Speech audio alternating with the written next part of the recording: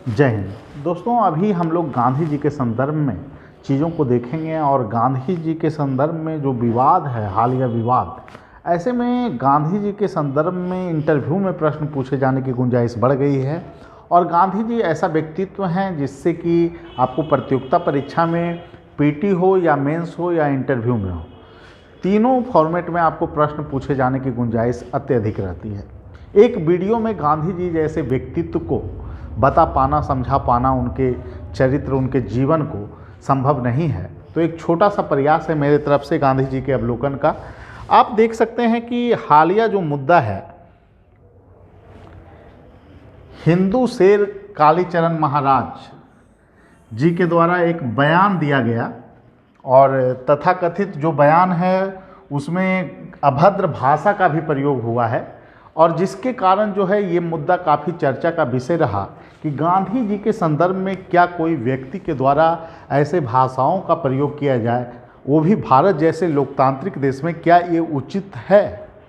और यह मुद्दा काफ़ी चर्चा का विषय था। दोस्तों देखिए, सबसे बड़ी बात ये है कि गांधी जी का जो रोल है हमारे स्वतंत्रता संग्राम में काफ़ी अत्यधिक रहा है, और गांधी जी ने भारतीय स्वतंत्रता संग्राम को नई दिशा प्रदान की। गांधी जी के बिना भारतीय स्वतंत्रता संग्राम की परिकल्पना करना भी अधूरा हो जाता है। ऐसे में कालीचरण जी के द्वारा जो दिया गया बयान है वो कहाँ तक उचित है, यह एक चर्चा का मुद्दा बन गया था और इन पर FIR भी किया गया और वर्तमान में अभी ये जेल में भी हैं। कालीचरण जी का संबंध जो है कि महाराष्ट्र से है, और ये आए थे छत्तीसगढ़ में। एक धर्म संसद का सम्मेलन होना था, उसी सम्मेलन में उन्होंने एक स्पीच दिया, और उसमें जो है कि आप देख सकते हैं उनकी भाषा शैली से ही उनके व्यक्तित्व का पता लगाया जा सकता है, जिसमें उन्होंने कहा है कि भारत के राष्ट्रपिता महात्मा गांधी को गाली देते हुए देश के विभाजन का जिम्मेदार ठहराया, और महात्मा गांधी के हत्यारे नाथूराम गोडसे को विनम्रतापूर्वक नमन भी किया। उसके बाद देखिए क्या चीज़ें हैं। उन्होंने कहा कि इस्लाम का मकसद राजनीति के जरिए राष्ट्र पर कब्जा करना है। 47 में हमने अपनी आंखों से देखा कि पाकिस्तान और बांग्लादेश पर कब्जा किया गया। मोहनदास करमचंद गांधी ने उस वक्त देश का सत्यानाश किया। ऐसे स्टेटमेंट दिए गए हैं कालीचरण जी के द्वारा जो कि कहीं से भी शोभनीय नहीं है। तथाकथित हिंदू सम्राट है, हिंदू शेर की उपाधि जो दिया गया है कुछ लोगों के द्वारा, वह भी आलोचना का पात्र है। क्योंकि देखिए, हमारे देश में लोकतंत्र जरूर है और लोकतंत्र में सभी को स्वतंत्रता है कि वो अपनी बात को रखे, लेकिन ऐसे विचार जो ना तो प्रासंगिक हैं और न ही किसी संप्रभु देश के लिए, एक ऐसे नायक के संदर्भ में जो भारतीय राष्ट्रीय स्वतंत्रता संग्राम में महत्वपूर्ण भूमिका निभाया हो, उसके लिए जो है गलत शब्दों का इस्तेमाल हो, गाली जैसे शब्दों का इस्तेमाल हो, ये कहीं से भी शोभनीय नहीं है। और इस मुद्दे को संज्ञान जब अदालत ने लिया तो इन्हें जेल भी भेजा गया है, जो कि काफ़ी हद तक उचित है यह कदम।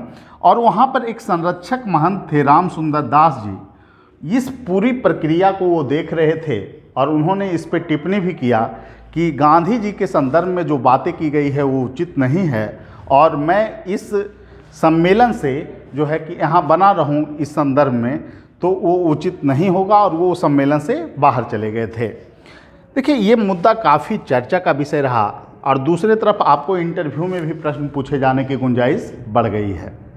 तो इसमें सबसे पहले हम गांधी जी के बारे में कुछ जानने का प्रयास करें तो 1869 में गांधी जी का जन्म हुआ था।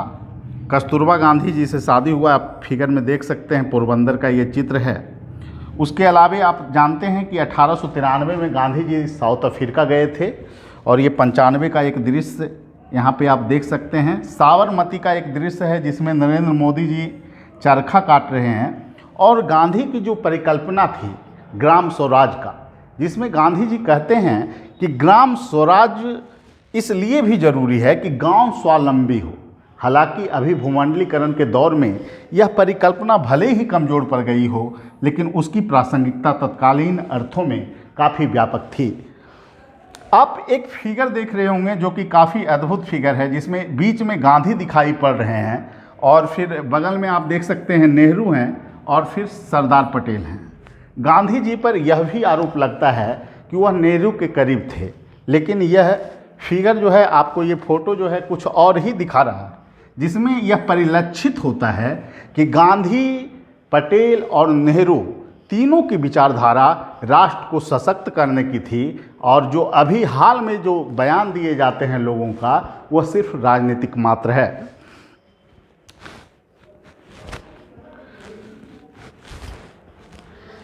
गांधी जी के संदर्भ में विचारधारा से संबंधित प्रश्न काफ़ी ज़्यादा आते हैं, जिसमें आप गांधी जी के 9 जनवरी को गांधी जी दक्षिण अफ्रीका से वापस आए थे, और यह तिथि जो है काफ़ी महत्वपूर्ण है दोस्तों आपके लिए, क्योंकि इस तिथि को ही प्रवासी दिवस सम्मेलन मनाया जाता है।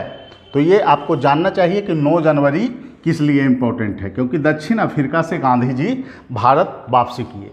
उसके बाद गांधी जी ने 3 क्षेत्रीय आंदोलन में पार्टिसिपेट किए, खेरा आंदोलन, अहमदाबाद मिल आंदोलन और फिर चंपारण सत्याग्रह। चंपारण सत्याग्रह इसलिए इम्पोर्टेंट है कि किसानों को भारतीय राष्ट्रीय आंदोलन में जोड़ने के लिए चंपारण आंदोलन का बहुत बड़ा रोल रहा। उसके बाद गांधी जी महिलाओं को भारतीय राष्ट्रीय आंदोलन में जोड़ते हैं, और भारतीय राष्ट्रीय आंदोलन अगर जन आंदोलन के रूप में परिणत हो गया और संपूर्ण अखंड भारत में भारतीय राष्ट्रीय आंदोलन को मजबूती मिली, तो उसमें एक नायक की भूमिका गांधी की थी। गांधी जी इसके अलावे भी समय समय पर जो है कि भारतीय राष्ट्रीय आंदोलन को मजबूती प्रदान किए, और उनकी एक विचारधारा थी कि संघर्ष विराम संघर्ष। उनका कहना था संघर्ष को लंबे समय तक नहीं खींचा जा सकता। किसी भी आंदोलन को अगर लंबे समय तक खींचा जाता है तो उसमें आपको पूंजी लगती है और ऊर्जा लगता है, जिससे कि आंदोलन जो है कमज़ोर पड़ सकता है। तो उनका कहना था कि संघर्ष करके कुछ प्राप्त किया जाए, और फिर कुछ प्राप्ति हो तो फिर संघर्ष किया जाए आगे के लक्ष्य को पाने के लिए।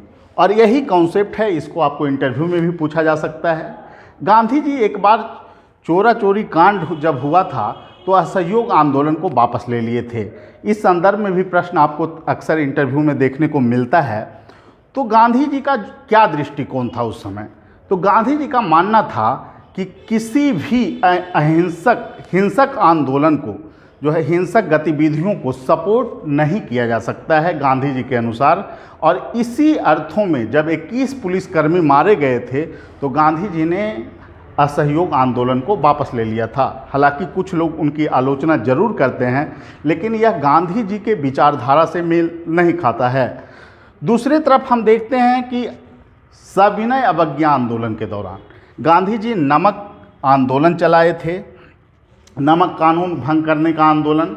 नमक कानून के संदर्भ में आप जानते ही हैं कि उस समय टैक्स की व्यवस्था थी, तो गांधी जी ने उस आंदोलन को पार्टिसिपेट किया और काफ़ी जो है कि उस आंदोलन में सफलता भी प्राप्त किए। उसके अलावे गांधी जी गोलमेज सम्मेलन में भाग लिए।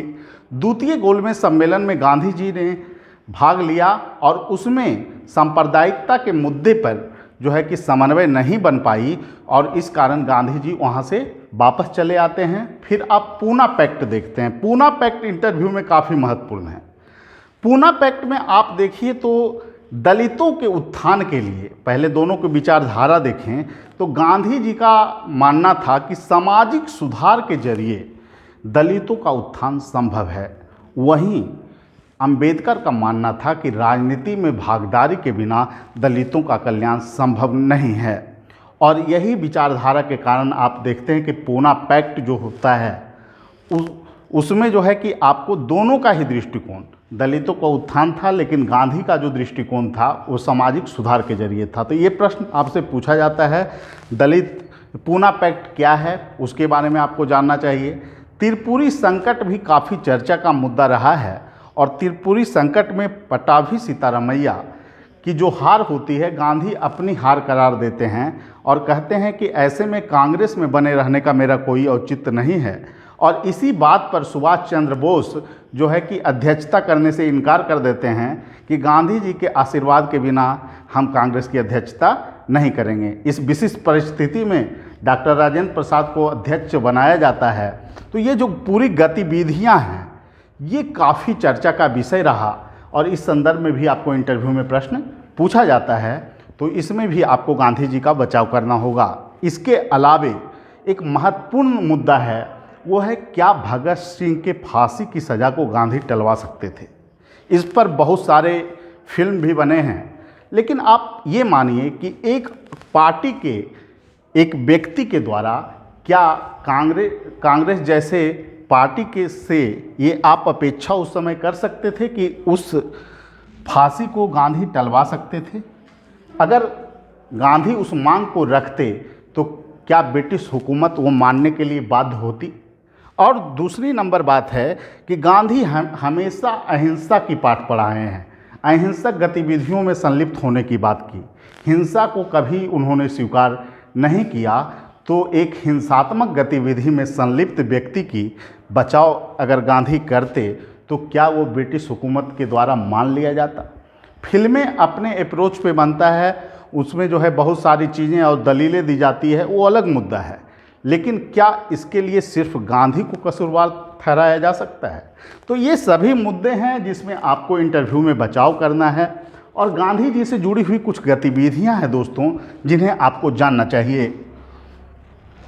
गांधी जी की जीवन यात्रा अगर आप देखें तो इनमें चंपारण सत्याग्रह, खेड़ा आंदोलन, भारतीय स्वतंत्रता संग्राम में तीनों स्वतंत्रता संग्राम, चाहे आपका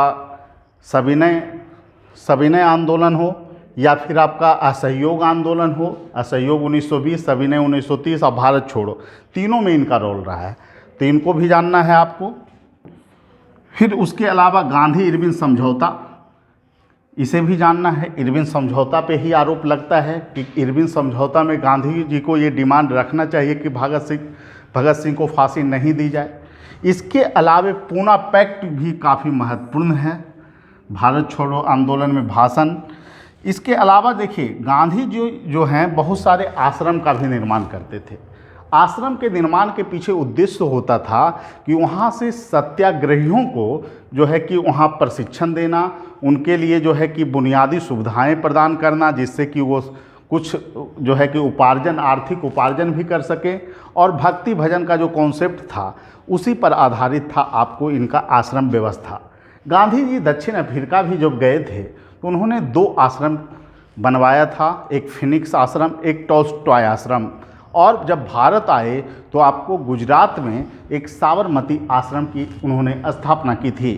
तो इन सभी गतिविधियों को भी आपको जानना चाहिए। इसके अलावा गांधी जी की कुछ पुस्तकें हैं जो काफ़ी चर्चा के विषय रहते हैं, जैसे गांधी जी द्वारा हरिजन लिखा गया, हिंद स्वराज लिखा गया, इंडियन ओपिनियन लिखा गया, सत्य के साथ प्रयोग, माई एक्सपीरियंस विथ ट्रूथ।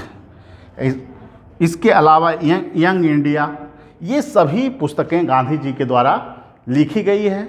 और गांधी जी की प्रासंगिकता जो है हमेशा बनी रहेगी। और गांधी जी के जो विचार हैं, चाहे आपका ग्राम स्वराज का विचार हो या फिर अहिंसा का, सत्याग्रह का, यह काफ़ी अनमोल है और विश्व में इसकी प्रासंगिकता है।